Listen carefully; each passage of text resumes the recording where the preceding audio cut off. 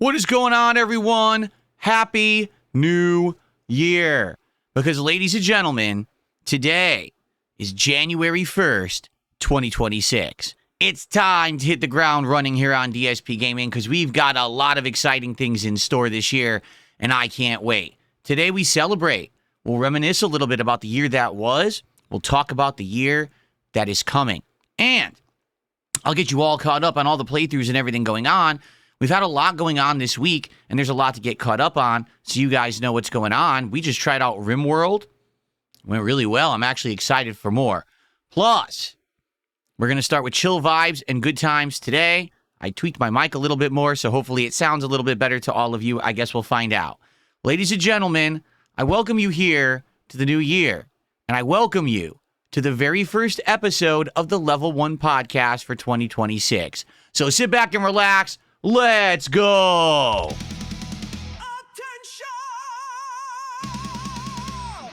The games are about to begin. All hail the king!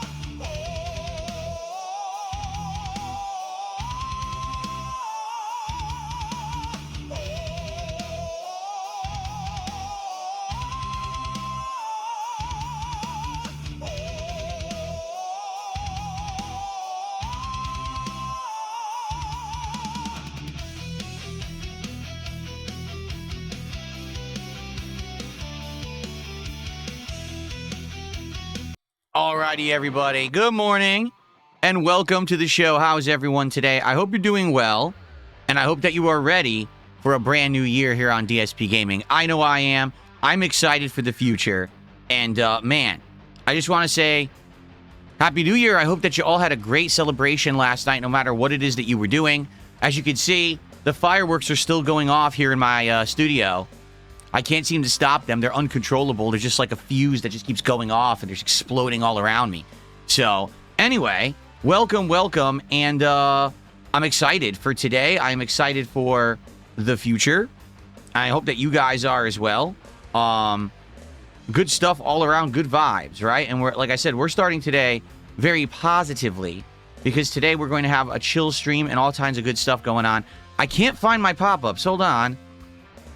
Because I want to be sure that the actual pop-ups for contributions are on. There it is, yeah. I was going to say it wasn't, and that's why there was nothing popping up. There we go. Okay. So, good stuff today, and I hope that you're all in a good mood and ready for some fun here on DSP Gaming with some, like I said, some mic tweaks. Hopefully the mic sounds better. I noticed that the last couple of streams I was listening back to, like, the Daily Wrap, and I would notice that it sounded a little bit too raspy, like there was like too much, like the S's were a little too harsh. But at the same time, when I was talking lower, it was dropping out. So what I've actually done is a couple of things. I actually made it so that my microphone arm is a little bit closer to my mouth, and hopefully that'll help with that. But also I made it so that the technology I'm using to accentuate my voice is a little bit stronger, I believe. So now when I'm talking lower like this, you should still be able to hear me, and the audio shouldn't drop out when I'm talking, because previously it was. So hopefully it's not dropping out for you guys, and it sounds good right now. I'd like your feedback, obviously. So Happy New Year, everyone. It is January 1st, 2026, and I'm excited. I'm absolutely excited for the new year. I hope you are, too. Today what we're going to do, like I said, is we're going to reminisce a bit about the year that was 2025. And we're going to discuss, things that are going to change and or improve in 2026 as a direct result of some of the things that we saw happen, to be honest, just in the last few months, that I think are going to improve things around here. Notably, me muting my mic whenever I need to make some kind of a bodily function noise like I just did. It's so much easier with all my new equipment. I mean, just in the last month, the dramatic amount of improvements that have happened around here as a result of me doing all these hardware improvements, it's like night and day amazing, isn't it? to be able to play any game with surround sound, to be able to actually have great controls that work when I play Call of Duty so I'm not massively lagged, to have a microphone that's sounding amazing, to have background music that people have asked me for so many years instead of dead air. All of these great improvements that now are going to be implemented in the new year. But not just equipment upgrades, but mentality upgrades. The way that I tackle content. Instead of me being the old dinosaur who basically plays games to their completion every single time, but because of that, I end up only sticking with a few games.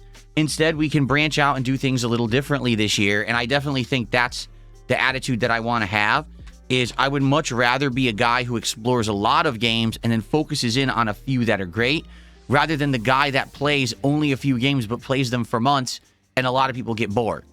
Okay? I know that's going to be a big change. We're going to talk about how I'm going to tackle that in a moment, because for a lot of people, they're like, wait, what? But aren't you the guy that just full playthroughs of all games, so every time we see you start a game, we can depend that you're going to finish it? Well, the thing is, almost no one does that anymore. That's a very outdated mentality. What it means is that you're limiting the games that you're going to explore. And to be honest, the reason that I really did that in the past is very simple, okay? Because I didn't have a lot of funds. I just didn't have the means to jump about and say, let's try a game today and a game today and a game today. I couldn't do it. You know, I bought a game or 2 or 3 games a month and I had to focus on those games. And now things are very, very different thanks to all of you. So now we have the ability to explore more. DSP Gaming can now be a channel where you get exposure to a wide variety of different kinds of games to see if they're your cup of tea, to see if they float your boat, and if it's something that you would like to check out. Oh, and by the way, if you're enjoying yourself, if you're having a good time, then stick around, because if I do a good playthrough, you probably want to watch the whole thing, right? So it's definitely one of the biggest things that's going to change this year. Like Broden just said it in chat, games are also releasing at a way higher rate now. With indie games in the mix, it's almost daily. Exactly right. You got to think, back when I started on YouTube as a content creator, at most in a given month, you'd have 10 big releases at most.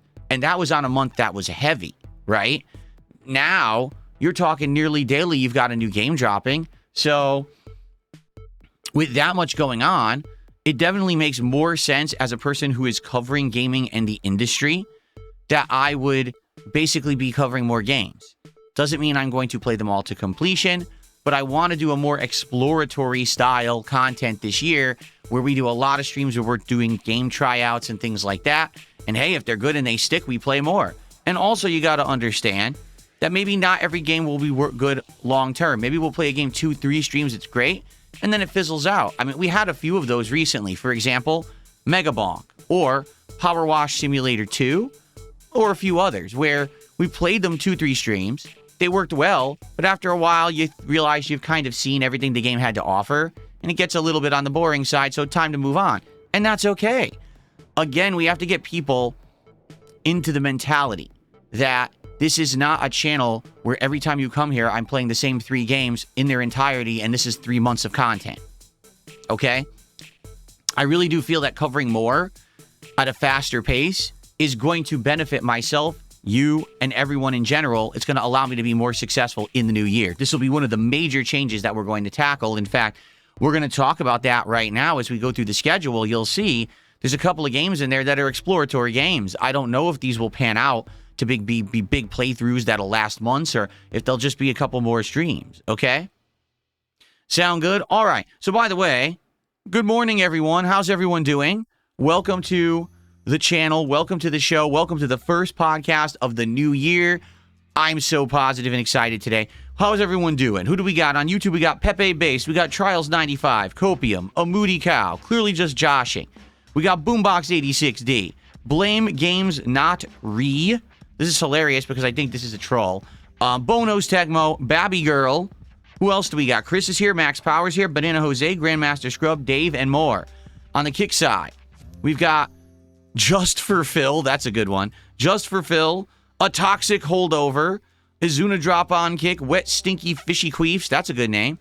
I think you can see the difference between the viewership between YouTube and Kick, right? Like you can see on YouTube, it's like normal people who are gamers and fans.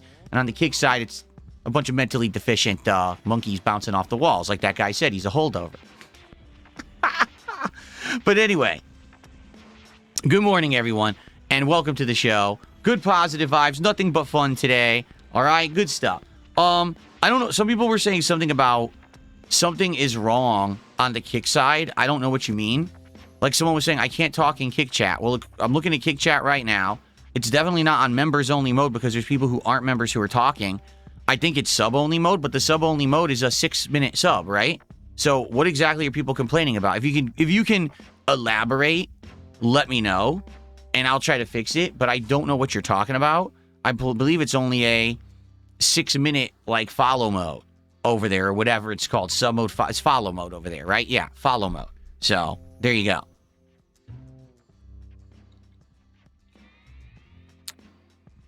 All right, ladies and gentlemen, I have for you the first contribution of the new year. Are you ready for this? In fact, listen, I'm going to pause the music for this one. The first contribution of the new year is a $20 tip. Here's one of our new animations for 2026.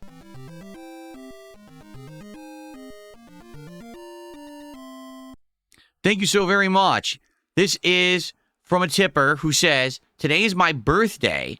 I'm turning 25. Well, happy birthday. And thank you. You are officially the first contributor to the channel of the whole new year. That's amazing.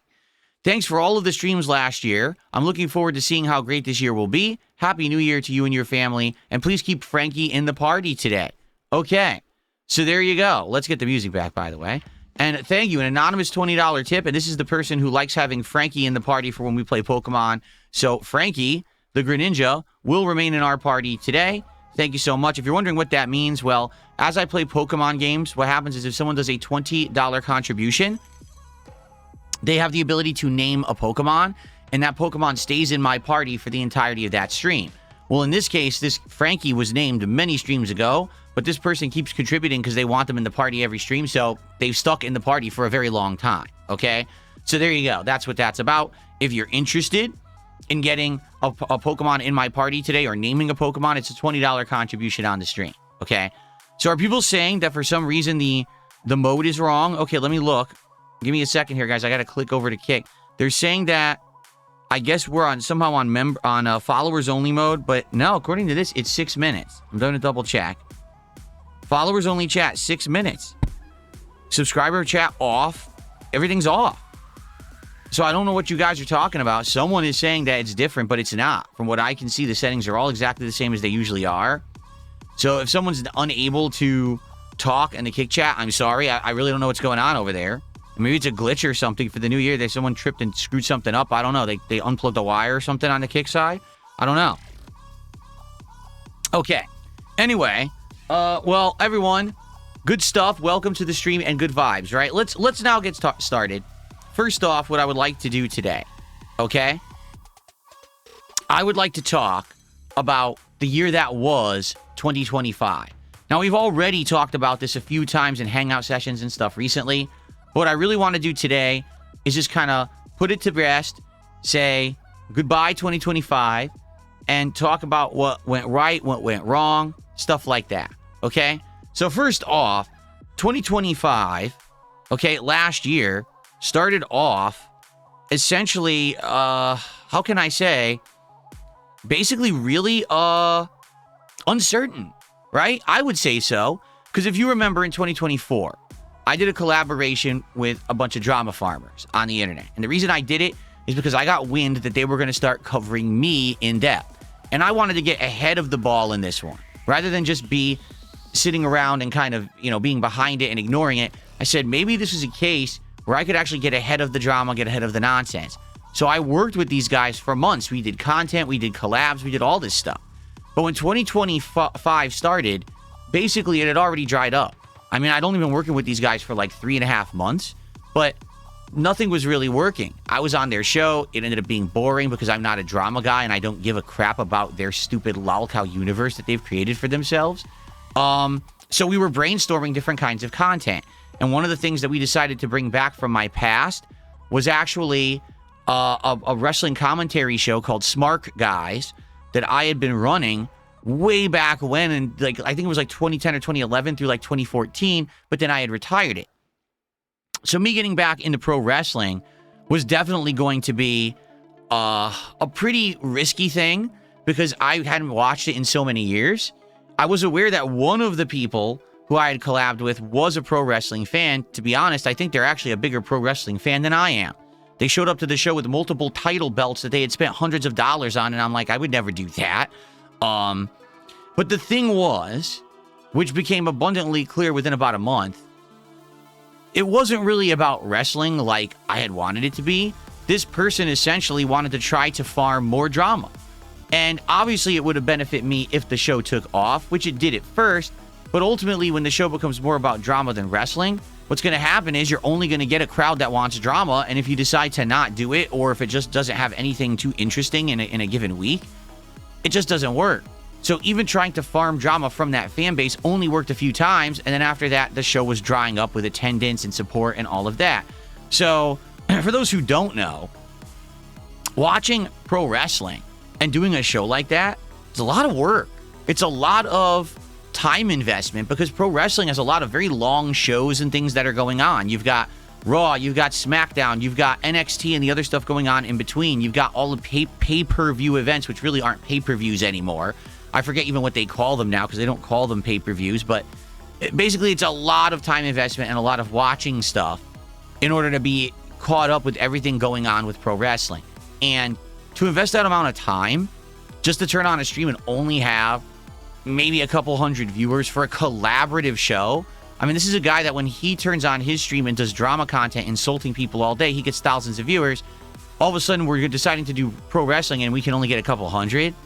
I think you can see the difference here, right? And so because of that, it kind of was a stressful time at the beginning of the year. Here I was putting in extra effort, extra time, trying to do this crossover stuff, and it just wasn't really working. At the same time, the audience that I had gained by doing the collabs with these guys had already dwindled because I think people had realized DSP just doesn't do drama content, or he just doesn't want to. It's not that I can't. The few times that I've done it, it went well. People found it entertaining. But I've told you guys that's just not the kind of guy that I am. All right? I'm not the kind of guy in the modern day that sits here and actively thinks, who can I insult today? Who can I watch and make fun of? Who can I degrade and bring down and just slander or defame? Who can I step on to get ahead today? Okay? That's not me. Maybe that was me ages ago, 20 years ago, when I was in my 20s and I was a troll in the Street Fighter community. But I have matured and changed as a person. I feel like I'm a better creator and a better guy than making that kind of content now. And to be honest, I've grown up and just don't want to do it. I'm married. I'm happily married with a wife, and I don't need to be causing drama and doing this kind of crap. I think it's beneath me. And quite honestly, it's toxic content on the internet that helps absolutely no one and actually hurts human culture. Now, you might say, oh my God, it's not all that serious. But to me, it is. Like, if all you do every day is you farm toxicity and drama and you hurt people to get ahead, you're actually hurting humanity as a whole. If you didn't exist and didn't make that content, the earth would be a better place. So why would I want to leave a legacy of harmful, toxic crap on this planet? I don't. And it took a lot of soul searching to figure that out, because I was doing well when I was making that content. I was actually making money and getting views, and every day people were coming to the stream saying, who's Phil going to insult today? Who's he going to react to and slam and, bring down? And it was never about that for me, So early on this last year was rough. I was like, man, how am I going to maintain what I'm doing when already I've lost the drama viewers? The collabs I'm trying to do aren't really working.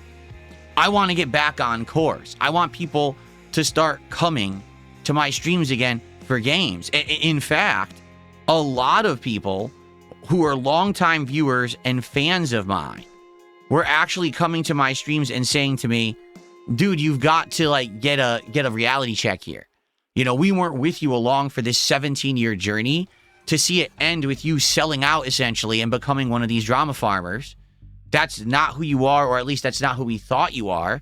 And if you continue down this path, you're going to lose us. I had really longtime fans and viewers contacting me, telling me this heartfelt messages saying, this is going to be it for us. if you don't change or if you don't course correct, right? So I had to do that. I had to really soul search a bit and decide what I wanted to do. So let me tell you guys, it was not easy to do what I did, to cut ties, to say, I'm just completely done with this and toss these guys off a cliff like I did. All right, it wasn't, because I knew that there was going to be endless amounts of harassment, endless amounts of their fan base who had been coming to watch my content were now going to come to stalk and harass my fan base who were there for games. They were going to basically be on my case all year long.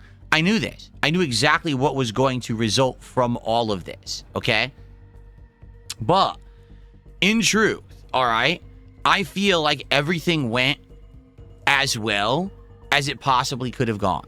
I do feel like obviously there was no full positive way for this to go because I wasn't dealing with positivity. I was dealing with toxicity and negativity, and when you do that, there's going to be a time when things are going to blow up negatively no matter what. Like, I just want to make that abundantly clear. It doesn't matter who you are, it doesn't matter how popular you are, and it doesn't matter how much money you're making. At one point, if you deal with drama, toxicity, and hurting others, it's going to bite you back. Okay? It's going to blow up in your face. It's going to collapse, and eventually you're going to end up being the focus of the negative limelight. Okay? Now, I'm used to that because I've been through it for how many years, but I knew that it was probably going to blow back on the content, and it did to some extent. You know, earlier on, I'd say probably around March, April, and May of last year, a lot of people were like, man, maybe Phil made the wrong choices. But ultimately, if you take a look at the entirety of 2025 and how I was able to then turn that around completely and course correct and become positive again and have it be all about the positive content, gaming, and the like, rather than that toxic crap, I think you'll see that things came out really well by the end of the year. I feel like this was a necessary evil. That doing what I did, sticking my toe in the toxic pit, as they say, needed to be done because it allowed me to be seen in a different light. It really did. Instead of it just being Phil's the guy who gets, you know, yelled at and whipped and he's the meme and everything. Instead, it became, well, maybe some people will actually give Phil a chance to get looked at in a light that's more neutral. And when that happened, all of a sudden, people realized 90% of the stuff that's said about me is nonsense, and the other 10% that's true isn't really bad. It's just baloney, right? It is. It's just things that people hype up literally in order to get popularity for themselves, to get clickbait views, to make money on stolen monetized videos. None of it matters. It's just bullshit. And if anything, in 2025, I want you to think about how much stuff we ditched, right? I want you to think about this. All the mobile game nonsense, the WWE champions bullshit, all that is gone. It doesn't matter anymore. It's all dead. It's dead topics. It's in the past. It doesn't even affect me or apply to me anymore. Okay? How about all the long-running memes about DSP is an ongoing beggar? DSP is someone who's only in it for the money. DSP is all about his goals, and that's all he cares about, right? Well, guess what? There's no more goals. There aren't anymore. It's been over a month. In fact, well over a month now, and I'm not doing goals. We're not trying to hit arbitrary milestones. In fact, when it comes to DSP tries it, when it comes to monthly marathons, we don't have to qualify for them. I just do it just for fun. By the end of 2025, I became the master of my own destiny for the first time in a very long time. Instead of it being all about doing this and hitting this and having to do that, none of that applies anymore. Okay? So, great stuff, right? Absolutely amazing. And I'm just so happy that things have changed for the better. I really have. All right? I'm just very excited. Here's the hilarious part, because people always react to what I say.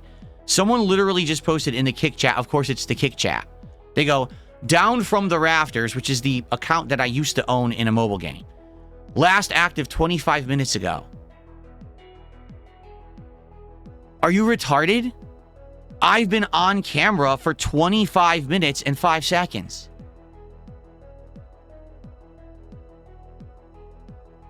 Duh. I'm not playing the mobile games anymore. I haven't been for a long time. I've been done with them. The fact that you just posted that in the chat proves that I'm not who you say I am, and all your shit is bullshit. Literally. Like right there, it says I've been recording for 25 minutes and 33 seconds. I've been broadcasting for 45 minutes, including setting up and chatting with everyone. I'm not sitting here playing mobile games. It's fucking impossible. So what are you talking about, you idiot? And this is the point I'm making. None of this matters anymore. It used to be like the focal point of my existence on the internet is that people would talk about this nonsense. But now it's literally only the content farmers. All right? Literally, that's it. They're the only ones who care, them and their defunct mouth-drooling audiences. That doesn't affect me. It doesn't. More people are giving me a chance to come check me out honestly. Just take a look at the stream and see if you like what you see. And if you do, stick around. And if you don't, that's fine, but at least you give it a shot. Now, I know that I'm never going to blow up and become viral and be a big content creator again like I was back in the day. But at the same time, I have no aspirations to do that. I just want to be me. I just want to chill, have a good time, enjoy games, interact with you, and make a living doing it. That's all I ask. I'm not asking to be rich and famous. I'm not asking for big collabs. I'm not asking to get everything for free and become a millionaire and drive a Lamborghini around Renton, Washington. All I'm saying is I just want to have a nice, safe, solid, enjoyable life and chill with you guys and make a living doing it. I think that's not too much to ask for the amount of time and effort that I've put into this. And you guys have shown me that. Like, basically by the end of 2025, what I saw is that if I stayed the course, I ignored the white noise nonsense, and I just kept doing what I'm good at, that people would see the light. And eventually by the end of the year, with Asmongold getting wind of me, getting harassed by people on the internet, giving me a chance for an interview, and finally allowing me to be seen in a positive light by a new group of people, basically that big kind of shroud that was on my shoulders was lifted. It's almost like I had a cross to bear. All right. And the cross, I was able to drop the cross and say, now we could just move on. And that's exactly what it's been for the last month and a half. Seriously, like, we just don't have to deal with the nonsense anymore. We're good. It literally doesn't matter what people say or do or how toxic or negative they are.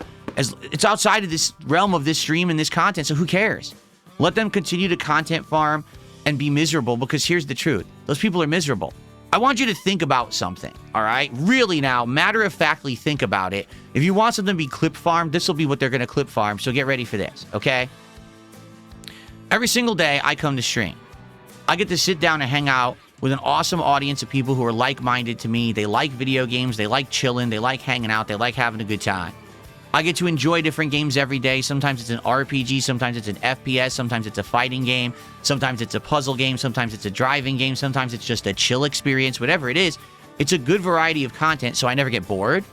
And I get a good audience for each kind of content that I create. Every time that I sit in this chair, I feel refreshed and happy that I get to make content that people care about and depend on every day. People say I'm one of the most dependable content creators out there, and I'm absolutely excited for that. I want people to feel like DSP Gaming is a place you can come just enjoy games at face value and have a good chill time and not have to worry about any of that drama and crap from the outside. Okay, literally, we don't let that drama and crap affect us. Instead, we're just here to chill and have a good time and actually unplug from the drama of the real world when we're here together, right? Now, it's not to say that we ignore it all. If there's gaming news or whatever, we'll cover it and we talk about it. But for the most part, we're just here to enjoy each other's company and have a great positive time. That's what I like. So I want you to think about that environment, all right? Where every day we're just here and we're really positive and enjoying everything that we're doing. Now I want you to think about the drama farmers, the content farmers out there. Literally every day, they have to go down into the trenches of the filth of the internet. They have to find a new person that embarrassed themselves. They have to find a new toxic thing that happened. Someone got arrested. Someone exposed themselves on stream. Someone's on drugs. Someone's abusing their kids. I want you to think about those topics. And this is their experience of what they have to do on the internet every day. They're literally in the trenches of garbage, of internet trash, the bottom of the barrel. And this is their existence every single day. Now, they present themselves as if they're above it, but in reality, those kinds of people aren't above anything. If all you do is involve yourself with garbage, guess what you are? Garbage. Because the only way that you can ever get anything positive out of anyone is by making fun of other people on their worst day. If your best day of work is because someone else had a bad day, you're not doing anything meaningful whatsoever to a single person on earth. And if you didn't exist, everything would still continue. I want you to think about this. If tomorrow I decided I would never stream again, there would have been an entire ecosystem of people who would say, Phil's gone? I can't believe it. So I can't watch his content, I can't enjoy it, or I can't make fun of it, I can't clip farm it, I can't drama farm it. An entire ecosystem of thousands, if not tens of thousands, if not even hundreds of thousands of people would say, damn, DSP is gone. Now there's a gap. And that sucks. It's leaving a void in content creation on this planet. If the drama farmer content creators disappeared tomorrow, no one would give a shit because they would say, oh, well, move on to the next. Because they're all disposable. They're all meaningless people. Because all they do is keep generating and propagating this same toxic content. They're a dime a dozen. Anyone can do it. Anyone can be good at it. Anyone can make money doing it. And honestly, doing that is the easy way out when you have no talent. Get it? That's exactly what it is. If you have absolutely nothing positive to offer the planet, you become a toxic drama farmer. And then you make crappy videos about people, degrading them, saying they did things they didn't do, restreaming them and copying their content without legal permission, sitting there and saying that they actually did and said things that never happened, but you spin it for your own purposes so you can get clickbait and morons will throw you money. That's the worst level of content on the internet. And that is something that I am not going to be involved in anymore. I want you to understand that, yes, there was an experiment that had to happen. We had to go through it. We had to grow from it. And I feel like we have. I feel like we've been in the trenches of the slop. We've seen what the slop content is, and we've crawled out. We came out the other end. And there's still all these people in our tail view, our rear view, who are stuck back there, who are going to be stuck there because that's all they can ever do. I've said it before and I say it again. Once you put the clown makeup on, you can't ever wash it off. So once you degrade yourself to be, that's who you are. You're the drama farmer. You're the person who's a defamatory content creator. You're done. You're now stuck doing that endlessly. And you can never, ever recover. If any of them ever wanted to be a serious creator of any kind, no one would give a crap because they've already degraded themselves to be with the toxic stuff forever. So I'm so happy that I refused to do what I was told. I didn't ditch everything that I loved. I didn't give up and throw in the towel and say, forget games. It's time for drama. This is what's prominent and popular now. Because that's the easy way out for pussies. When you're a coward, when you're a pussy and you have no talent, you give up on what you love. And instead, you just do what's easy and you take the easy paycheck. I've never done that. I've never taken the easy paycheck. I never took the big sponsorship deals. I never took the games for free that I could have back in the day. I could have got so much when I was a prominent YouTuber, and I said no. Because if I do that, I will change as a person. My content will not be genuine. I refuse to play that game. And so many went that route. So many went the route of the shill and the sellout. So I already forewent that path. And then last year, the path presented itself, the route of drama, the route of the content farmer. And I said, I'm not going to do that either. I'm going to march to the beat of my own drum. I'm going to do my thing, and I'm going to persevere. It might be hard, and it might be a bloody battle, but I'm going to persevere through all of this crap, and we're going to come out better, stronger, wiser, and overall, I think people will see at the end of the day that this was all for the best. Ladies and gentlemen, today is January 1st, 2026. I'm Darkside Phil Burnell, and I can tell you, it was all for the best. We've done it. We are past all of it, and now we could just move forward positively with games and fun and a great community. As much as the people who are upset because they're stuck back there in the drama slot are with that, it's a harsh reality for them to see. You don't fuck with Darkside Phil because you're never going to win. I'm always going to be here.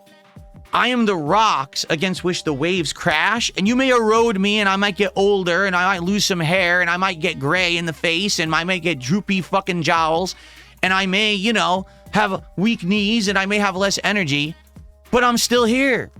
It doesn't matter what you say and do. It doesn't affect me. I'm going to be here every day that I want to, for as long as I possibly want to.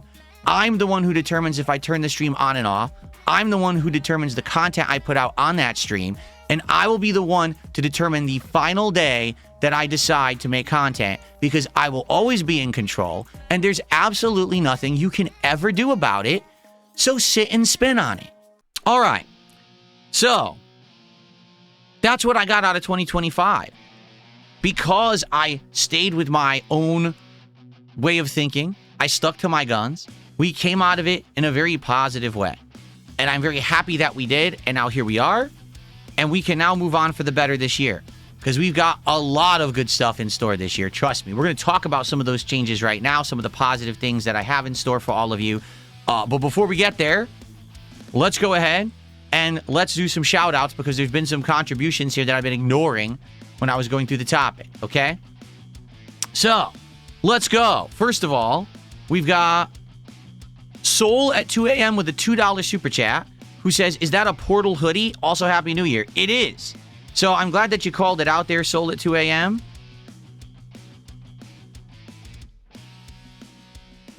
Thank you very much for that super chat.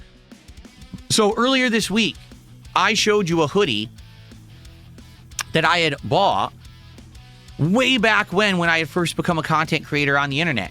It was a Space Invaders hoodie, remember? And I explained to you that I had gotten that from thinkgeek.com way back in the day, and I had never really worn it.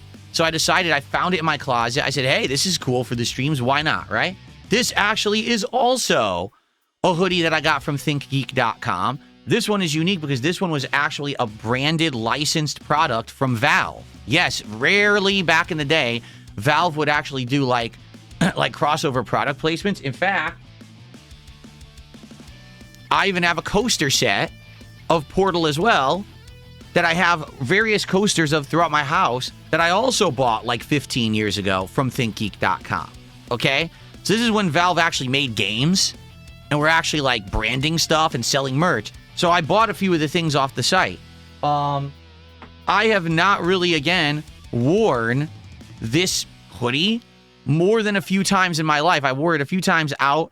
I remember, I think I took it on a trip, a convention once, and I maybe rarely wore it in one or two videos back in the day.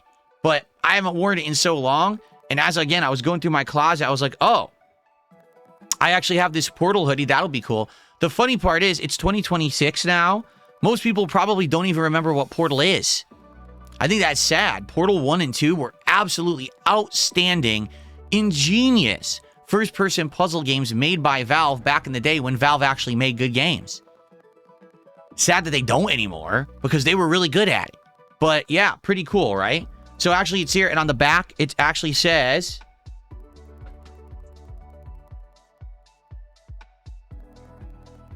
test candidate. See that? So it's pretty cool. I think it's supposed to be similar to some of the clothing that Chell actually wore in the game, or that she found like throughout the game.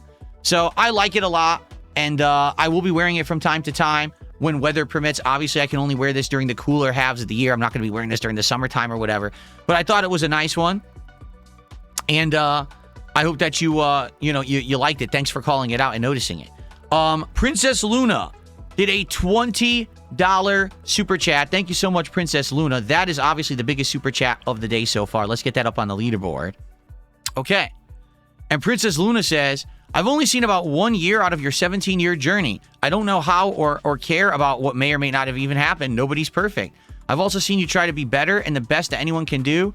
Also, keep Glacie in the party today. All right, so Glacie remains in our Pokemon party for today. That's the Pokemon that Princess Luna had previously named during the playthrough. And I am very excited for that. And thank you for your support. But I mean, I'm glad to hear that someone who just came by in the last year has seen the content and is like, I don't care about the past. The future is where it's at. Thank you for that.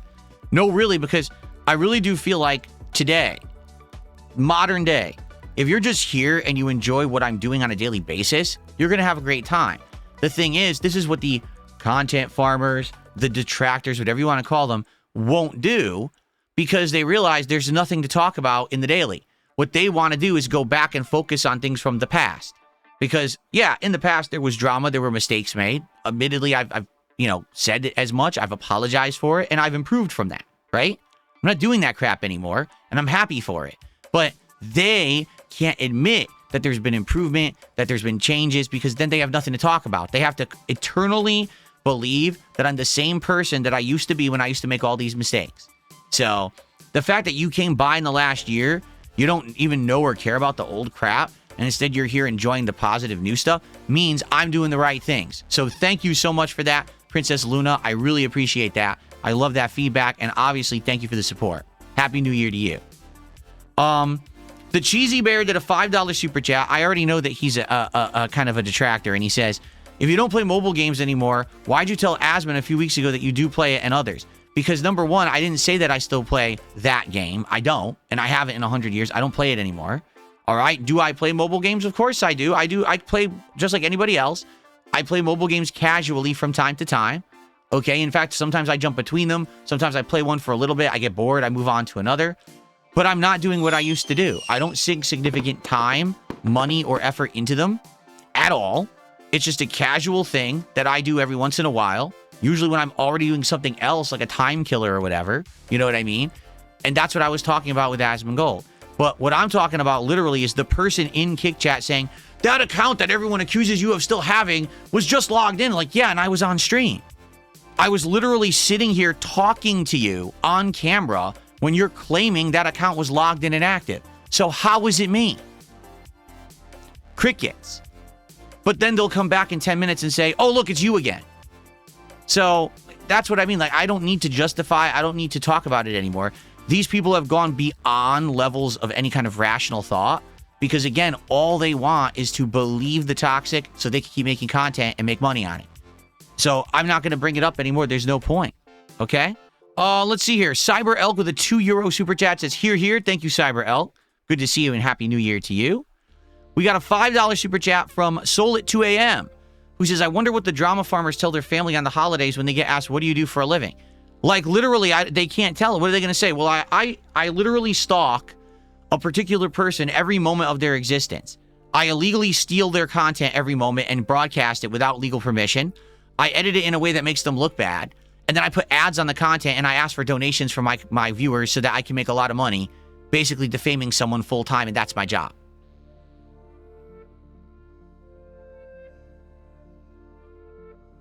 Wow. That great job description, right? What can I say I do? I'm a gaming content creator. I play games, I review them, I talk about gaming news, I do podcasting and hang out with an audience in a positive way every single day, and I love what I do for a living. That's my job description, and it's a pretty darn good one. Anyway, continuing on, thank you to Soul at 2 a.m. for that. Six Hybrid became a member this morning. Thank you to Six Hybrid for a first membership of the new year, actually. Wow, you're the first member of the new year, Six Hybrid. Congrats.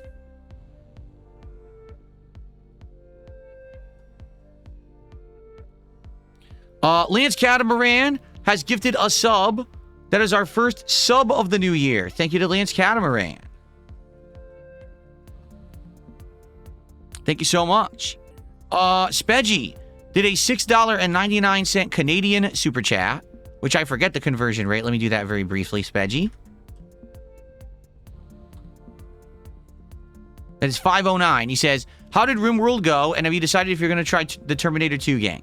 All right, well, let's talk, because that's our next topic, actually, is we're going to talk about, excuse me, my changes to my content creation mentality in 2026, how things will change, I feel, for the better, although some people might disagree, because I'm going to be honest, I get it. Some people are afraid of change. Some people feel like any change is bad, that if I basically do not stick to my guns and play every game to its entirety like I used to do, that this is awful, that I'm just throwing games away. There's no reason to ever watch me play a game, because if it's not a full playthrough, what's the point? Why invest the time? I disagree with that, and I'm going to explain why, but I also understand why there would be people who are of that mentality who are basically upset. Listen, I was the guy known as the guy who would always play a full game on the internet. While everyone else around me was changing, while all my contemporaries were doing different kinds of content and changing that formula around, I was sticking with it, and it wasn't working. You know, it really wasn't. I'm the one playing 60 plus hours of a game everyone played 10 hours of and moved on. Meanwhile, I'm missing all these other games that are coming out, and then I wonder why I can't get more than 150 viewers for a game. Right? I have to try to move with the trends. I'm going to have to figure out how to do things properly, but also I have to figure out what are the games that are good enough, meaningful enough to an audience to stick with them and beat them. It's going to be a challenge. This is something that I've never really had to tackle before, but this is how everyone else is surviving. I hate to tell you, this is just it. This is the reality of content creation, is that almost no one can make a living doing full playthroughs of every game anymore unless they're taking a sponsorship deal. If they're getting paid to play the game, if they're getting tons of money from selling a product or a referral code or whatever it is, and I don't do any of that. So I have to move with the times, and I have to adapt and change to survive. I know some people will have issue with that. Some people in chat literally right now have issue with that. But we'll talk about it. We'll do it in a way that makes sense, because I want you to understand I'm not just going to drop every game either. We're going to have games that I'm going to play that we're going to enjoy at length as well, okay?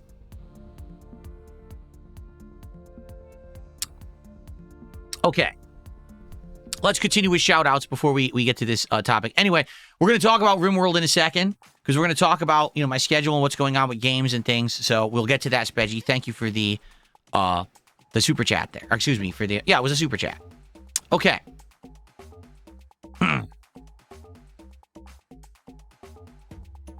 Someone tipped $2 and then basically is being toxic. Thanks for $2. I don't entertain toxicity anymore. I just say thanks and we move on. Okay. And then there was another $2 tip. There you go. Someone just said that was awesome and base, so thanks for $2. I appreciate that. Thank you. Soul at 2 a.m. just did a $5 super chat. Says your full playthrough of Chrono Trigger was good. I was watching your last on-demand playthrough of it. Yeah, and again, that is definitely one thing. If I really was a bigger streamer and could get people to kind of come and watch everything that I do, then I would play more RPGs and more classic RPGs particularly. Like, for example, I've now played through Chrono Trigger twice and still haven't been able to do any of the alternate endings. And it sucks because the alternate endings are fun. I want to do them, but I never get a chance, you know? I'm grateful and blessed that right now I'm able to go back to Expedition 33 and do all of the content that I missed. Because it sucked that I missed so much of that content when I was playing the game. It's meaningful stuff. It's good stuff. We're doing it right now. We're unlocking all of this awesome content. So, you know, but I love Chrono Trigger. I've played so many classic games over the years. I would say the next classic games that I want to play are probably either Final Fantasy 4 or 6 in the Pixel Remaster Collection. But at this point, we're working on Expedition 33, and then we'll go from there. If anything I've learned is that you cannot do more one lengthy RPG at a time. It doesn't work. You try to do more than one lengthy RPG, everyone complains you're doing too much of the same. It can't go that far, right? Okay. By the way, Borderlands fan is saying, why didn't you read out my super sticker? Because super stickers, sadly, only show up in the chat for a limited amount of time, and they don't show up in any leaderboard. So I know you did one. Here it is. It's a $3 super sticker from Borderlands fan, and it's an anthropomorphic pear, and I appreciate that. But the thing is, it's not in my queue. So thank you for telling me. I appreciate the contribution, and I'm sorry that I couldn't shout it out as soon as you did it because I didn't see it. Thank you for that. If ever that happens, if you do a super sticker, I don't shout it out, let me know. And then I can just scroll up in the chat and find it. Okay? Thank you so much. That also goes for people who do kicks over on Kick. The only way that I can see your kicks is if you do 500 or more in a single contribution. If you're doing anything smaller than 500, there's nowhere for me to even look it up or see it. So that's why if you did 100 kicks and I never shouted it out, I'm sorry, I can't see it. That's why I didn't know it happened. Okay? But if you do 500 or more, that sticks in the chat and then I can see it and shout it out. Okay? Cool. Okay, we got more super chats. We got a ball. Wait a minute. We have a ball 11 or Abel 11. I don't know how to pronounce your name. I apologize. Who did a $5 super chat and says, tipping for more for RimWorld because I love seeing you learn it last night. Yeah. We're going to talk about that in a second. I want to give you my opinions on RimWorld now that I've played it for a couple of hours and let you know my mentality of how I'm going to tackle it moving forward because it did well. People want more. And so I am going to play it, but people requested that I do it in a specific way. So I want you to know why I'm doing it that way. Okay? Cool. Trap Rats. Thank you so much. Trap Rats became a member. Thanks for the membership this morning, Trap Rats. Appreciate that. This song right now. Does this song not sound like this could be like a Mario Kart remix or something? What song is this? That was called Max Cool Rock. That's all it was called. Cool. All right. Continuing on. May Contain Bleach did a $50 Canadian super chat and says, Happy New Year. Thank you to May Contain Bleach for that. So Canadian to USD, that would be a $36.43 super chat. That is our biggest super chat of the day and our biggest one so far of the year. So thank you, May Contain Bleach. For $36.46 and the kind words as well. Happy New Year to you. So that actually gets us to 120. Yeah. Wow. Thank you. Thank you so very much. Okay. And so, folks, what I think we should do now is let's talk about my changes to content creation in 2026, how I feel like this is going to positively affect my content. Okay? And let's talk about currently what's going on with the schedule because of these changes, we currently have a couple games that are in flux, and I want to tell you my thoughts about what's going on with them and how we're going to tackle them. Okay? Princess Luna just gifted a membership to the community. Thank you so much, Princess Luna. By the way, what's going on, Game Boy? Good morning. He's been trying to tag me all morning. He goes, how's life treating you? Life is treating me well. I woke up this morning feeling refreshed, feeling very positive about this coming year, and saying, I cannot wait to get on stream and do the first podcast of 2026. And here we are having a good time together already. It's just great, right? So thank you guys so very much for starting my year off right. Seriously. Okay. So now let's talk, everyone. All right. So here's the deal. Previously up to now, especially back in the day, I was known as the guy who would run out to the store, buy a game from GameStop, bring it home, unbox it in a video, plug it into my console of choice, and start playing it. I would literally play that game for 2-3 days straight. I would beat it very quickly. This was before I was a streamer, okay? And within a few days, I would have the full playthrough of that game out on the internet, and I'd be on to the next. So I was known as one of the guys who could very quickly get through a game and then move on to another game. That stuck with me all of these years, meaning selecting a game and saying, I'm going to keep playing that particular game at length, and then that game would become a part of my rotation, and I would play it till the end, okay? Now, the thing is, there very much were some games that I would play and maybe like it first and then not like as much after a few sessions, but I would stick with them and beat them anyway.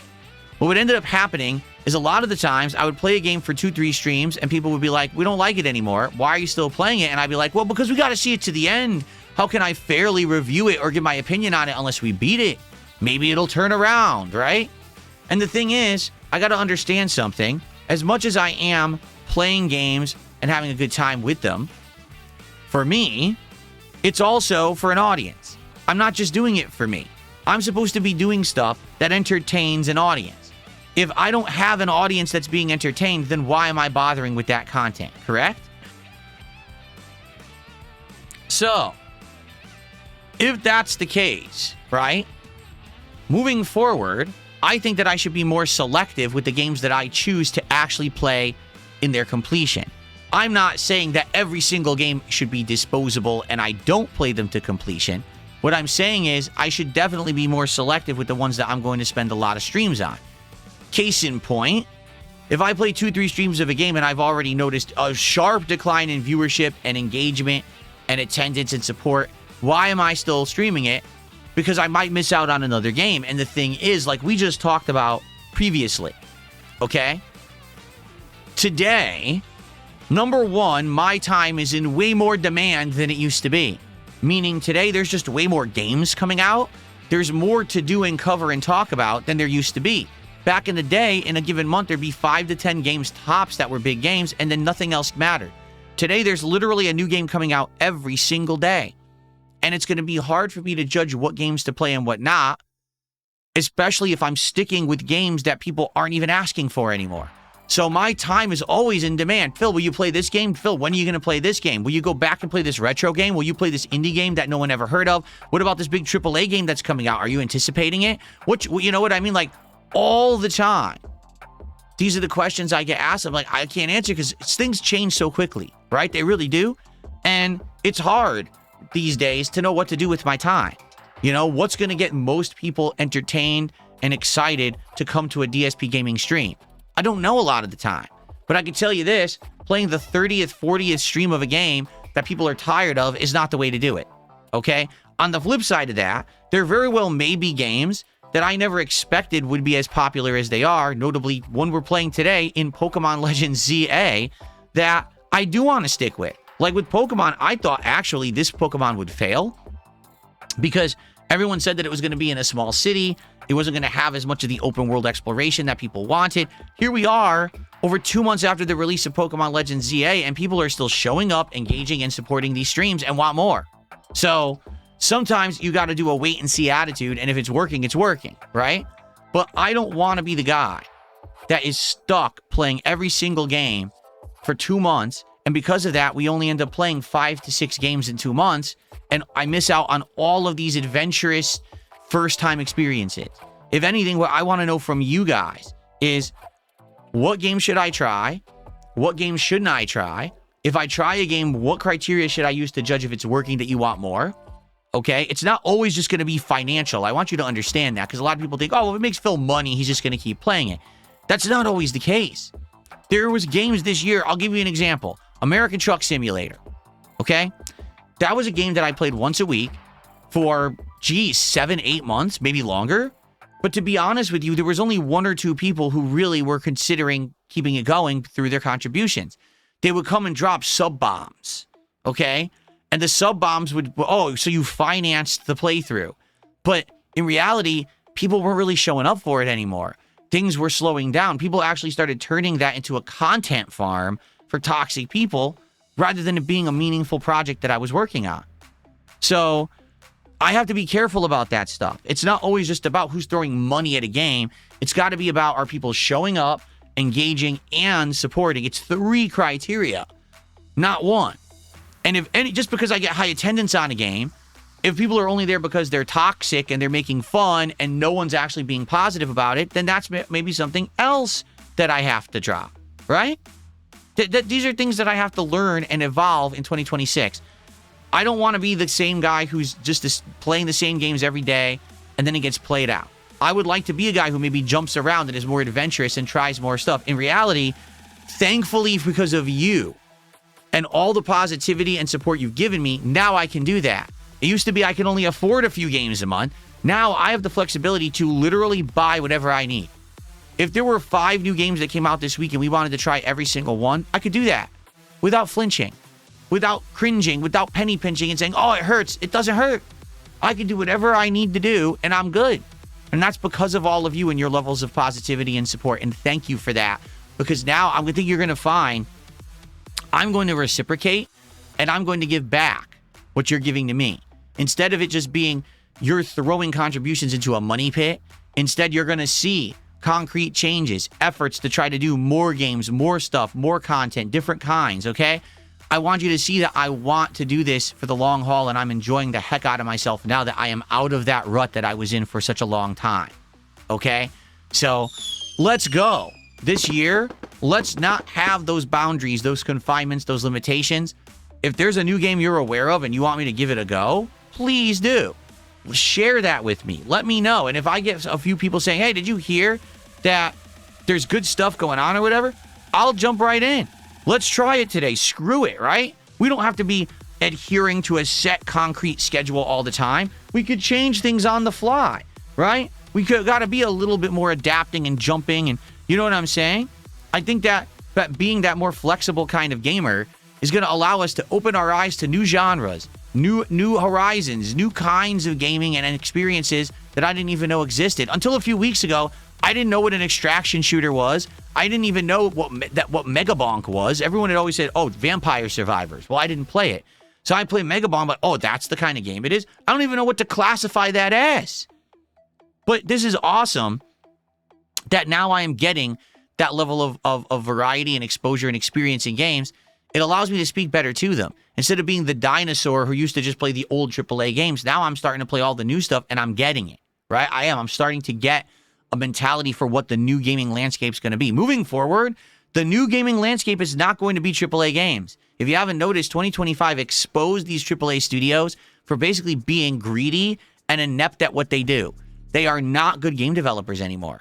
Instead, they're just focusing on money and microtransactions and season passes. That's not what gamers want. Gamers want fun experiences that are addictive and easy to jump into. And by the way, don't break the bank. Hey, I can play a new game for $20 and get a bunch of weeks of experience and gameplay out of it instead of spending $70 and being disappointed that the game was bloated, boring, and crap, right? That's the future of gaming. At least for now. And it may change over time, but I am absolutely loving that we're in a time when every day we could do something different and we're excited instead of the same thing over and over, right? I have a couple quick things to say because people are being nice here. Jade says, thank you for all of these years. I watched you playing Super Street Fighter to now, and I've seen you grow up over all this time. Thank you for that. You're Not Funny says, I think if you ask after playing a game for a while, ask the stream, do you think this is getting stale or not? There you go. Max Power says, I agree. He says, stop chasing new games. Successful people do not chase newer viral games. They make them viral. Megabonk released times ago that clicks with one streamer and become viral. I'm not saying that I only want to play viral games. I'm saying if there's new games coming out that even just look appealing to you guys, let me know. Maybe we could play a game no one's ever heard of and turn it into a fun playthrough. It doesn't matter if my playthrough goes viral. As long as we're enjoying the game, does it matter? Of course not. Maybe we'll play some fun indie stuff no one ever heard of and we'll actually get some great traction out of it. Who knows, right? Crackerjack says, I'm so glad you're finally financially stable in your life. Well done. Yeah, it took a long time, but I'm telling you, I told you, like, this last year and a half, almost 2 years, has been very rough. But I got through the drama and we're good now. Like, all I got to do is maintain where I am. I'm good forever. All I got to do is maintain, and we're doing good. I want you to understand that. It's not a struggle anymore. It's not. It's, hey, I come on stream and we hang out, we have a good time, we're having, we're enjoying it, and people support it because they like what they see. It used to be the pity party. We support DSP because we're sad because he's doing bad, and everyone makes fun of him. Now it's, hey, we support DSP because, damn, I like his streams. I have a good time hanging out with him. We're playing games, we're laughing, we're having fun. His setup is great. He can jump between whatever he wants. And look, today he's starting a new game that I was interested in. This is amazing. Let me support him. That's a completely different mentality of what it used to be, and I'm very happy for that. Okay? Broden, I think I already addressed what Broden said. He said, hold on. I just misclicked. It allows you to step outside your gaming areas like Megabonk. It's time to explore. Right. Abel says games just need to be fun now. You can throw millions at a project and still have it flop. You're right. I feel like now, and I actually said this last night, because someone did a big super chat last night on the stream and said, I don't know, I saw you playing years ago and it seemed like you had more passion for games back then than you do now. No. It's not my passion for games. It's the games. How can I have passion coming through when I go to play Assassin's Creed Shadows? Or I go to play Call of Duty Black Ops 7. The most completely overproduced, over budget, overblown, boring, cookie cutter, paint by numbers, low effort, modern AAA slop. How can I have passion for that? Right? I'm having way more fun right now with a unique game like Arc Raiders, okay, than I've had with most AAA games this year, for good reason. The game actually has some passion behind it. You can tell that the devs put some effort in. They wanted to do something a little different. They deserve to get some recognition and to get some time on my streams, as opposed to me playing the 7th or 8th stream of Assassin's Creed Shadows where we're a superhuman female ninja who kills 5,000 soldiers with the powers of, you know, crazy slow-mo bullet time effects and nonsense. Like, what the fuck am I playing? So that's the problem, is the games have degraded to the point where it's really hard to get super passionate every day when you're playing games that are just such slop.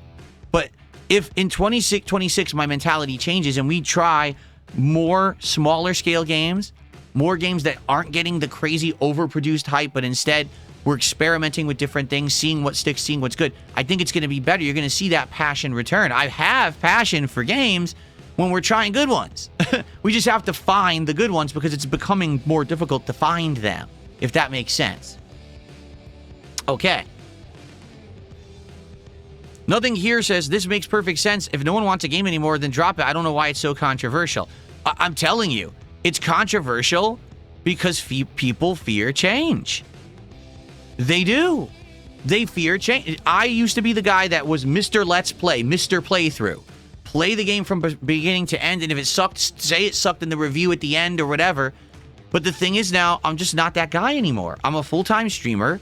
I'm an interactive streamer. I have to entertain the audience. It's not about playing the game to the end if it's boring. If it's boring, say, hey, I hit the wall. It's boring. Now I don't want to play it anymore. There's other things I could be doing that are better with my time, and then admit it and move on. Right? I'm not a games journalist who has to sit here and actually formally review every game that I play. I'm just in the business of entertainment. Get it? I want you guys to laugh and have fun and have a good time with me. That's what we're supposed to be doing. Okay. Let's do some shout outs. We got, let's see here. Big Mac did a $2 super chat. He says, the hoodie looks good on you. What brand is it? It is Think Geek, which doesn't exist anymore. This is an officially branded Valve hoodie for Portal that came out around the time that Portal 2 released. I bought it off of thinkgeek.com. They were an awesome, awesome business that used to do all themed stuff. They did Dungeons and Dragons. They did Star Wars, Star Trek, all kinds of video games, everything geeky culture. And I used to buy all kinds of stuff from them when I was started as a YouTuber. And then GameStop bought out the company and liquidated the entire company, laid off all the employees, and sold all of the merch in their stores. And now they don't exist anymore. But it's a pretty good hoodie, isn't it? And I'll be wearing this from time to time now that I remember that I have it. It's in my rotation of clothing. So thank you for that, Big Mac. Nathan Smith has gifted 10 memberships to the community on YouTube. 10 memberships, guys.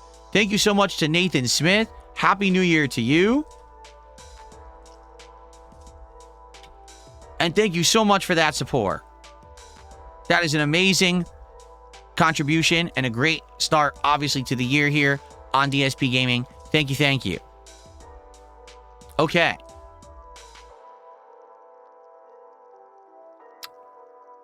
So, what we should do now, as we're heading into the home stretch of the podcast, I want to address the current schedule to let you know what's going on with certain games. For example, I'm getting a lot of questions about RimWorld right now. People want to know what's going on with Tainted Grail. People want to know, what am I doing about Call of Duty. Let's talk all about that. Okay?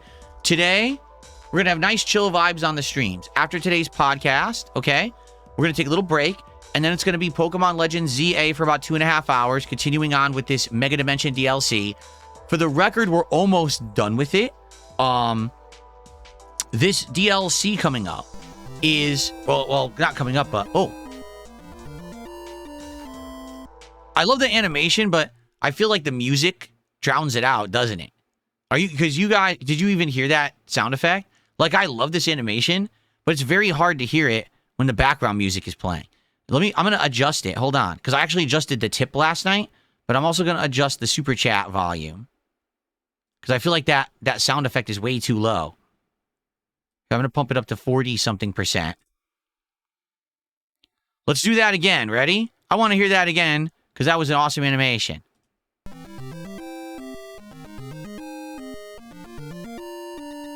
We got to tweak stuff. Now that I have the background music, we got to tweak stuff so you guys can hear all the contribution pop-ups and everything, okay? So I'll shut that out in a second.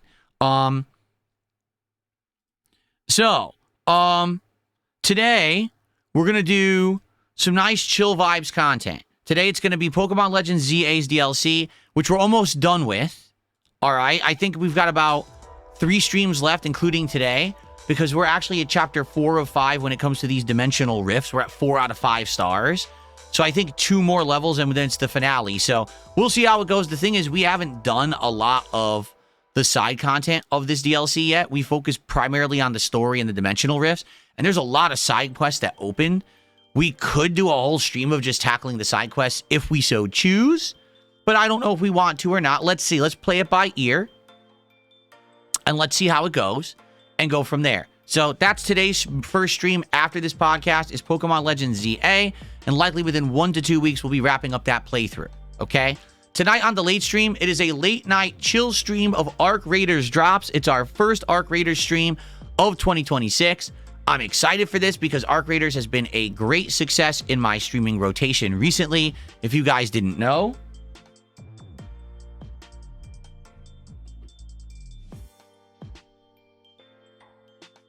That looks better. I was going to say, I'm adjusting my setup. I have my microphone at a different position this morning, and I think it looks better on camera, but then it was blocking my headphones. See, we've got to adjust stuff for the new year. We'll figure it out. Anyway, so Arc Readers chill tonight on the late stream between 7:30 p.m. We start, and we do it for about 2 hours. I think we're going to drop more in Stellamontis, because we did last time, and we had a lot of fun. We were actually fighting new enemies. We were finding new loot that we need. It was good stuff, so I think maybe we'll continue with the Stellamontis stuff, okay? Tomorrow, there will not be a podcast, but the major stream tomorrow, and I know this is going to be different, Call of Duty Black Ops 7. We're actually going to do a major daytime multiplayer stream. I haven't done that in a very long time. Multiplayer stuff has usually been left to night streams, but I want to give it a go tomorrow. I actually played Call of Duty a couple nights ago with my keyboard and mouse, and it went really well. I was getting positive kill-death ratios. We were actually leveling up the new Carbon SMG, which was really fun to play with. So yeah, like I'm excited. I want to play more. We'll see how it goes. So if we play that tomorrow and it doesn't work and people are like, Call of Duty's played out, then we'll call it quits on Call of Duty. But I'm hoping that people will show up and engage and support with Call of Duty because I like having a major multiplayer game in the rotation. And listen, this is not the best Call of Duty. I think everyone can collectively admit this Call of Duty is kind of one of the lamest ones they've ever done. At the same time, at least it's something different for variety and multiplayer. I want to have a multiplayer game. So let's see how that goes tomorrow. Hopefully you'll show up and hang out and support that stream if you can make it. Tomorrow night, Friday night, I'm going to give Tainted Grail another go. But this really is kind of the final test stream for the game. If you remember, we played it first right before Christmas as a premiere. Then we did it as a daytime stream earlier this week. And it did okay. I want to see how it does as a night stream. If it works out and people come and hang out and enjoy this game, I will continue playing it. But if it ends up not being so good, then that'll be it for Tainted Grail, and that's okay. I want you to understand that's not a slight against the game. If we didn't waste time, we gave it a go. We saw if it worked. Personally, I like Tainted Grail. I think Tainted Grail is a fine game that plays like Elder Scrolls, and it's something that fits my rotation well. It's a good variety for my content to have an open world RPG where we're exploring, we're fighting, there's narrative, but also there's this looting, kind of mentality. I like that. I really enjoy that style of game. But it didn't work so well when I played it earlier in the week as a daytime stream. So let's see if it works on Friday night, and we'll go from there. Okay? I'm off from streaming on Saturday. When I return on Sunday, there will be a return podcast where we'll get caught up on everything going on. And then that major stream will be Clair Obscur. Oh, hold on. Clair Obscur Expedition 33. And we're having a great time in that. Now we're in the Flying Mansion or Flying Manor dungeon. We're almost at the end of it. There's still lots of Act 3 content left in the game. So we continue on with fun, chill vibes of Clair Obscur. I hope that people will show up. The thing is, we don't get a lot of attendance for Clair Obscur, but the people that are there seem to really enjoy it. They always engage in support with it, so let's see, but let's keep that going. And then Sunday night, we will continue with RimWorld. We're going to do our second ever stream of RimWorld on Sunday, January 4th on the late stream. Now, allow me to elaborate on that, because some people are already asking, why are you waiting till Sunday? I don't get it. Didn't it go well last night? Well, let's talk, okay? So I played RimWorld for the very first time last night. I didn't know what to expect, okay, at all. I was going in cold, basically, and trying to understand what this game was. Now I know what it is. Basically, it's a strategy survival game. It has elements of games from the past, like, for example, StarCraft or Warcraft or even like Age of Empires, where you have a team of people that are resource gatherers, builders, and you have to basically micromanage these people in order to get them to survive. But in addition to that, the game has combat, defense, health, and even the characters have personality. So it's almost like The Sims fused with one of these RTS games. That's kind of how I'm seeing it for my first couple hours of experience. The game is very complex, meaning there's layers upon layers upon layers of things that you can have your party do that are just like what do I do? Do I build a shelter, or do I start gathering resources, or do we go hunting and cooking, or do we start building a way to make like power supply, like batteries, or should you know what I mean? Should we go out and should we talk to a trader who just happens upon our camp and try to have a good relationship with him? And should we try to recruit him, or should we just let him be on his merry way? There's stuff going on constantly in this game that it's so much to handle that it's actually kind of daunting. Like, actually, it's like, damn, there's actually a lot to do. And the way that I tackled it was I played through the tutorial, which lasted a little over an hour. And then for the second half, I basically just talked with the audience, like, what do you guys think I should do? Do you have recommendations of what's important to do first, or in what order should I do it? And even then, you know, just talking with the audience, it actually ended up being very hard to figure out. Like, everyone had a different opinion. You should research batteries. No, you should be doing the butcher's table and start butchering meat. But no, you can't store the meat yet because you need refrigeration. Oh, but wait a minute. You need to do this. You need to do that. And like, oh my goodness. So much was going on that it was really hard to judge. And it was also funny because then you plan what you want to do and you click on a survivor. You're like, okay, go do this. You'd be like, I refuse. My personality type is I will never haul anything. How dare you? I only do research. Like, oh, well, if this guy's a no load and all he's going to do is research, then we got to have him constantly researching at the research table while other people are actually doing the heavy grunt work because he won't do it. He's like one of these, you know, haughty-taughty guys who thinks that he never has to do any manual labor. So, the first 2 hours of RimWorld were actually very interesting. Like, I was fascinated by how the game played, and I was getting into it, and just next thing you know, we're already out of time. I was like, damn, those 2 hours flew by like really fast. I'm excited for the next stream. But I want to emphasize this. The crowd that was there last night actually had a really good time seeing me be exposed to this kind of game for the very first time. And they said, we want you to do this again on a late stream. Like, we like how this fit into a 2-hour late night chill slot where you were talking with us and asking for our input on what to do. Like, people loved that and want it again. And I said, oh, well, then if that's the case, we gotta do a night stream, because I was gonna originally do it as the daytime stream on Friday, and everyone was like, no, we actually like it in the late slot. Do it in the late slot. So that's what we're gonna do. The next late slot that I had that we could try this in is Sunday night. So that's what we're gonna do. Is this coming Sunday night, we're gonna try RimWorld again. We're gonna just go right from where we left off. What's next? What do you guys recommend I do? And I'll start messing around and we'll go from there and see how it goes. If RimWorld works as a game for the rotation, I'm willing to play this 2 to 3 times a week. Now, 3 times is kind of a hard ask when there's new games out. When there's not a lot going on, I don't see a reason why we couldn't do it at least 2 times a week. You know what I mean? I'm down for that. We're looking for a new chill game. Remember, we're done with Power Wash Simulator 2.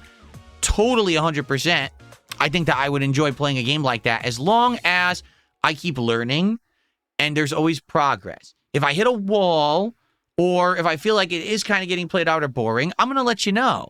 All right? I'm not going to force myself to like a game because people are showing up and supporting it. I want you to know that if I'm not liking it. Currently, this is the whole discovery phase for this game for me. Like, I don't know what the game is like. I never played a game like this before.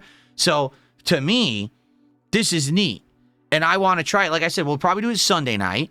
If it goes well on Sunday, then we'll probably do it Tuesday or Wednesday night. And if time permits and people want it again, maybe we'd even do it again. But I don't want to go crazy and overload the channel with it either.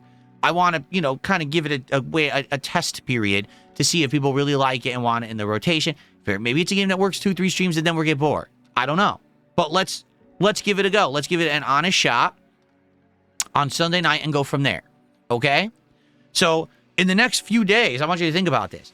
Tomorrow, the late night stream is going to be Tainted Grails as a test stream. We're going to see how it works. If it works well, then we're going to keep that in the rotation. If not, then that's fine. We'll drop it. We'll do other stuff. Sunday night is going to be more RimWorld. We're going to see how it works in the rotation. If it works well, we keep it. If not, it's okay. I want to be able to pivot and change on the fly, dependent on how things are going. I don't want to be forced to do one kind of game just because, I'm committed to it, I think things work better that way.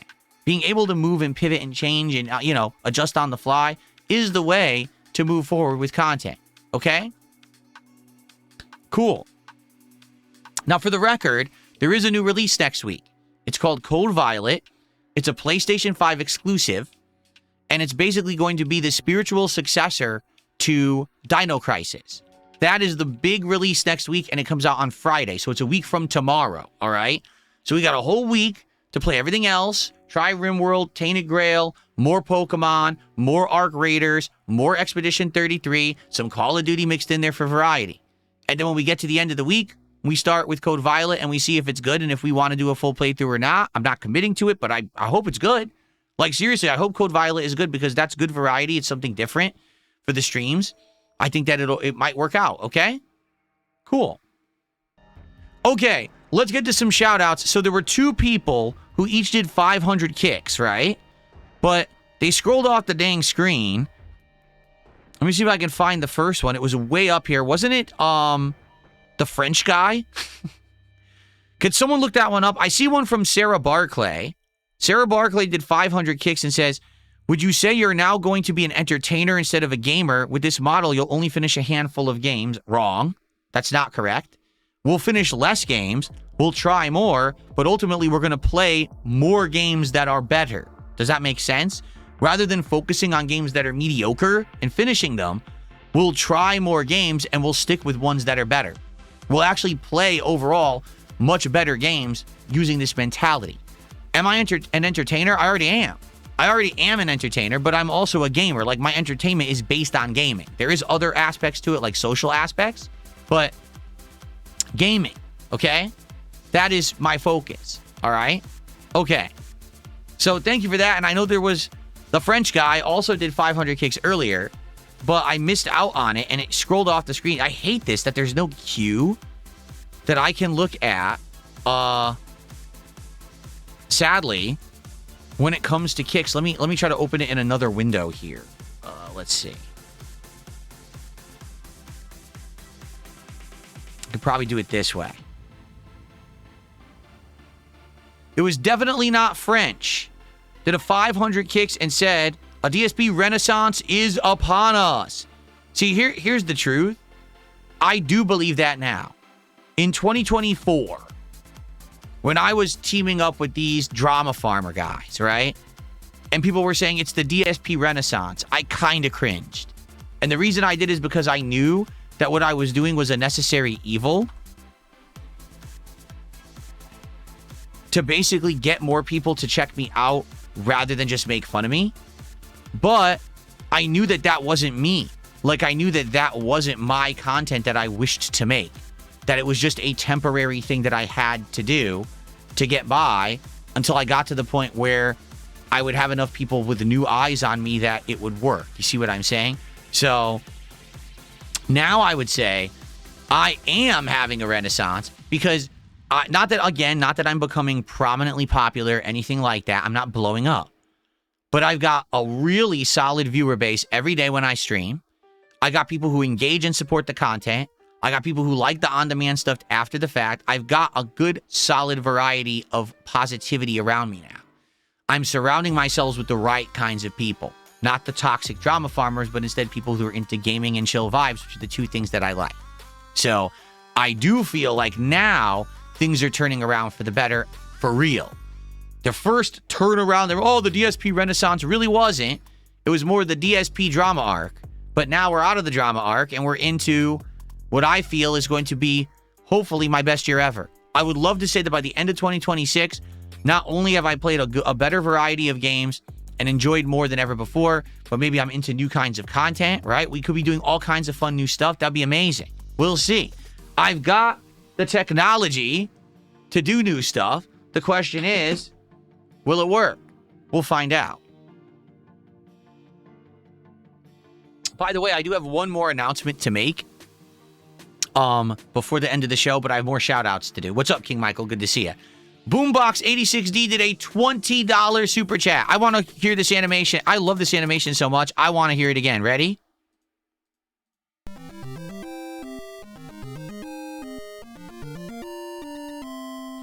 And Boombox says, I still think having a retro game in the rotation will bring in some millennial viewers. Did you beat the OG NES Super Mario, for example? Yes. Just a thought, Jade can name a Pokemon for this. Happy New Year's to all, including and it cut off. Did you put a longer message than that? Because it actually cut off. Okay, so Jade, if you're around, I know he's around, Boombox, with that $20 contribution, says that he wants you to name a Pokemon today, so you'll be able to. Or you'll be able to take a Pokemon that you already have named or like, and we can put him in the party for you. Okay? Very nice. So thank you to Boombox. Okay. I have a couple tips to shout out. Let's get the music back going here. Okay. I got a $2 tip, and someone says, if RimWorld sticks, it will. You should gradually add these expansions. Ideology adds a complex and fun religion system. Biotech adds playable alien races and factions. Mechs to build and control. Kids, gene editing. Odyssey will add space travel and cool biomes. Good lord. I mean, yeah, this game's been out for what, like 12, 13 years? And I've heard that this game has had insane amounts of expansions, mods, and all kinds of stuff added to it. I'm not shocked to hear that there's all these kinds of crazy add-ons and things that you can do with it. Okay. Someone tipped another $2 and says, the discovery phase doesn't end in RimWorld even if you play 1,000 hours. In addition to expansions, it has one of the best modding scenes. That's what I was just saying. And mods are super easy to add thanks to the Steam Workshop. It's a game you play until you hate, and then you come back months later anyway. Wow. Very good. Thank you for another $2. Jade is saying he wants Randy. All right, Jade wants Arbok in the party. Named Randy for Randy Orton, the Viper. You know, that's his moniker in wrestling. So there you go. Cool. All right, we'll get Randy. I think Randy is in the party. We'll just keep him in the party today. Okay, so hold on. So one final thing, because ladies and gentlemen, today is officially the first day of the new year, 2026. And as you all know, especially if you're a longtime viewer of mine, every year around this time, I do a certain kind of content that I like to call my year-end series. My year-end series usually is two different things. Usually it's number one, my most disappointing games of the year countdown. And what this entails, it's not the worst games of the year. It's the games that I felt in 2025 should have been good and ended up being awful, or just were plain awful, and I felt like I was disappointed that I wasted my time on them. So there very well could be a game that's not a terrible game, but I felt should have been a lot better than it was, and I'll call it out in this series. But also, there's going to be some downright terrible games in this series too, okay? That's number one. I also always do a Game of the Year Awards countdown. And during this countdown, I tell you what are my favorite games of the year. Sometimes I've done top 10. Sometimes I've actually done top 15 all the way up to top 20. I don't know what I'll do this year yet, all right? To be very honest with all of you, the end of the year crept up on me and kind of flew by. And next thing you know, we're in 2026. I have not at all worked on this series yet. However, this year, I think I want to do it differently. And you might say, well, what do you mean? To be honest with you guys, already we're juggling so much. For example, right now we're juggling Expedition 33, Arc Raiders, the possibility of Tainted Grail. Pokemon Legends ZA, RimWorld, and Call of Duty Black Ops 7. Next week, we're going to be playing, or at least trying, Code Violet. And then, as you remember, for those of you who were here during my Christmas marathon event, there's other games in January that are maybes. There's this game called Pathologic 3. There's a game called Quarantine Zone The Last Check. So there's other games that I'm potentially going to be checking out and playing in January. And I'm sure, as always, there'll be even more games that come out on the fly that we're going to want to test, right? So that being said, this year, I think I want to do my year-end series a little differently. Okay, well, what do I mean by that? I still want to do them, but I actually think I want to do them as part of the Level 1 podcast, meaning we're going to have an episode coming up in January that's the most disappointing games of the year countdown episode of the Level 1 podcast. We're going to have an episode that's my Game of the Year awards. And there probably will be an episode that we might actually do a rundown of the best and or worst of DSP Tries It for 2025, because DSP Tries It became a weekly event in 2025 for the first time in years. And I did a ton of episodes. And I think what I want to do is go back and pick the best and worst and just go through them and tell you what I thought about my favorite episode. So that way, we won't be taking time out from the gameplay streams in order to do the year-end series. Okay? I think about an hour, hour and a half is more than enough to do any of those rundowns. It's just a matter of me now getting ready for those shows. So what I'll have to do, for example, if I do my most disappointing games of the year, I'm going to have to get some clips ready so I can play those clips during the stream, and we can run through what I felt were the most disappointing games of that year on that episode. Okay? Now, I know that's different. A lot of people will say, well, that's different. You never do it that way. I know, but I honestly think that, number one, this will get more eyes on the podcast. Number two, this will allow me to not miss out on streams, because every year around this time of year, I end up missing out on a bunch of different streams of gaming, and I don't want to be behind. Like right now, we've got a good rotation going of games. I want to keep going with those. So I don't want to miss out on a game stream to do this. I think that's what we should do. Okay? Sound good? All right. So folks, that's what I got for today. Let's open up to a little bit of Q&A to end the show. Please tag me in either chat, and let's see what you guys want to talk about for the end of the show. Can't one of my editors help me with this? What editors? I have a few people who from time to time help me with things. I don't have any full-time editors. I hate to tell you. I'm not big enough time to have a full-time employee as an editor. It doesn't exist. Bring back Minecraft? Maybe we will in 2026. We'll see. Will I give Kenshi a chance? What is Kenshi? I don't know what that is. Asmagol Reel? I don't know what that is. What is Kenshi? Will my wife and I come to Bumblebee Farmer stream to play Jackbox with us? No. It's Chris Perry says, happy 2026. What game are you going to look forward to most in the coming year so far? I mean, let's be honest here. Okay, let's be very honest. The game that everyone's going to answer is GTA 6, right? Finally, it's supposed to come out in 2026 in November. If it does, undoubtedly it'll be the game that most people are playing and talking about, right? Such hype, such build-up, such a long development cycle.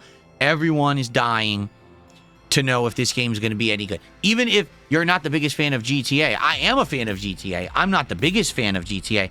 Just on curiosity's sake alone, right? Is the hype real? Is it worth it? Is this game going to be like God's gift to gaming? You know what I mean? Or have Rockstar been out of the loop so long from making this style of game that the game it ends up being a flop and it ends up actually not being very good?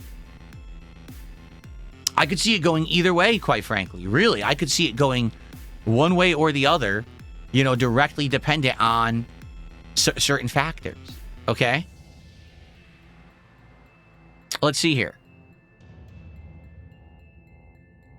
Jade says, I hope Jasper will show up today. Well, no, you know, Jasper is only here on certain days. Usually it's earlier on in the week. He's not going to be here today. But he'll be back next week, like always. No, right. Currently, we're not going to do anything playing with fans as of now.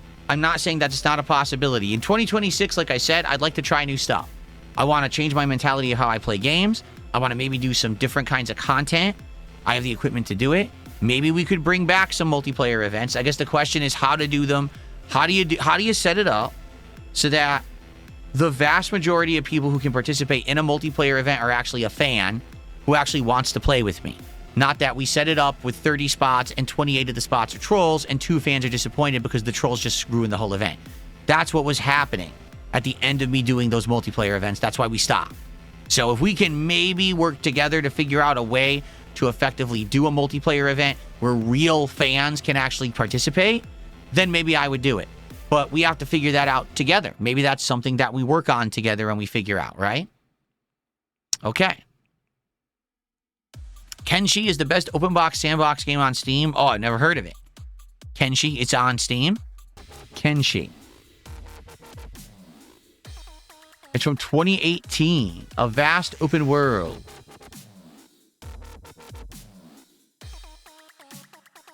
It's an MMO?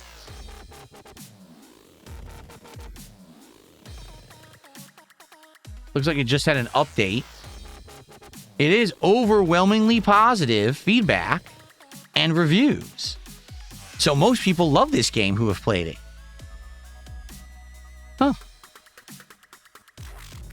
You know, once again, me having absolutely no exposure to entire genres of games, like I didn't know this game existed, never heard about it until right now. Yet it's got, no exaggeration, 45,000 overwhelmingly positive reviews. 45, how many games get 45,000 reviews in general? Holy moly, that's crazy.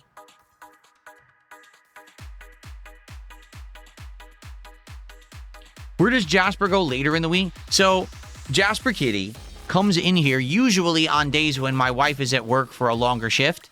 So because of that, he has nothing to really do. He's the kind of cat, he always wants to hang out with someone, right? So most of the time, he comes in here and hangs out with us when Cat's at work. There are some times when he does come in here when she's home. That's a rarity, but it has happened. Sometimes, you know, Cat's at work and he won't even come in here. So there are some days when he's available to come in here and hang out and he never comes in. Seriously, it's kind of weird because like usually it's every Monday, Tuesday, but he only will come in like half the time. And definitely since I upgraded the studio, he's not used to this. Like he'll walk around and sniff around. Sometimes he'll go in the closet. Now he'll lay down on the floor. But you notice he almost never jumps up on here anymore. And he used to, like the old chair he would jump on. He would jump on my lap. He's not doing it as much anymore. So I think it's going to take a while for him to get adjusted to the room. And once he gets adjusted to the room, he'll feel more open. Like he could literally jump right now onto this table and run all over it. There's no reason for him not to, but he just doesn't do it. You know what I mean? Like he just doesn't. But it would be cool if he did. I would like him to jump up and kind of, you know, have fun up here on the table. But he just doesn't as of now. Maybe he will eventually. The table is nice. It definitely would support his weight. It's a very nicely made table. But he's just not used to it. He's used to me having 2 tiny little desks that he couldn't fit on. So he would jump on the chair and jump on my lap and stuff. But I think eventually he'll get used to it.